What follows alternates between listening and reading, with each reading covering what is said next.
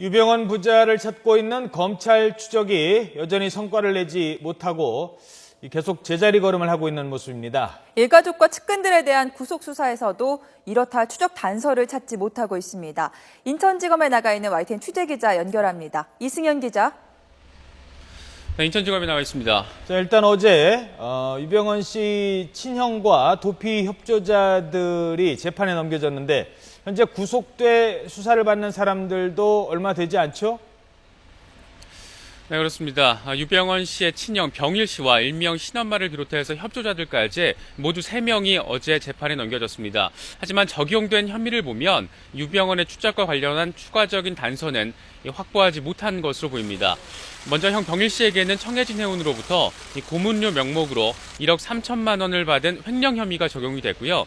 신엄마 등 도피 협조자들에게는 기존에 확인된 도피 협조 혐의 말고 추가적인 혐의점을 파헤치지 못했습니다. 이렇다 보니까 이제 남은 핵심 구속 수사자는 부인 권윤자 씨, 그리고 오른팔로 불리는 최측근 이석환 씨 정도입니다. 당초 검찰은 부인 권 씨를 상대로 유 씨의 추적 단서보다는 아들 대균 씨의 도주와 관련한 단서를 확보할 수 있을 것으로 기대를 했습니다. 하지만 장남 대균 씨에 대한 추적 단서조차 찾지 못한 채 사실상 수사는 앞으로 치고 나가지 못하고 있습니다. 또 유병헌의 오른팔로 불리는 이석환 금수원 상무 역시 도피 총책이 아닌 것으로 검찰은 확인을 했습니다. 이에 따라 당사자인 유병헌과 아들 대균 씨에 대한 검거 없이는 수사가 진전을 보이기 어려운 상황을 맞게 됐습니다.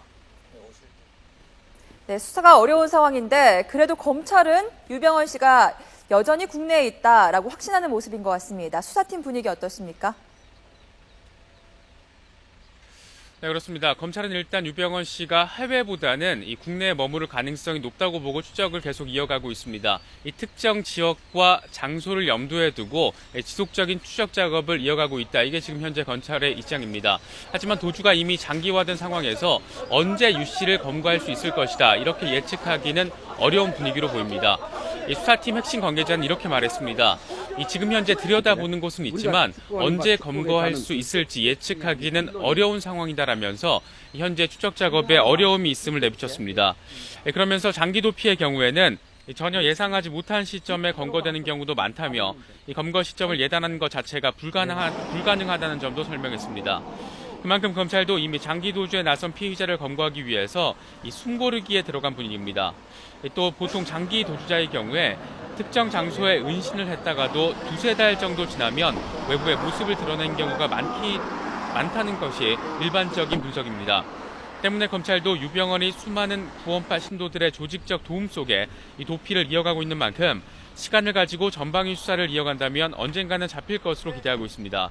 문제는 시점입니다. 이 세월호 참사가 발생한 지 3달째로 접어들었지만 이 최종 책임 당사자 여전히 오리무중입니다. 이 수사팀 역시 정신적, 육체적으로 지친 상태이기 때문에 이 결정적인 반전이 없이는 단기간 안에 수사의 성과를 기대하기 힘든 상황인 것으로 보입니다. 지금까지 인천지검에서 YTN 이승현입니다.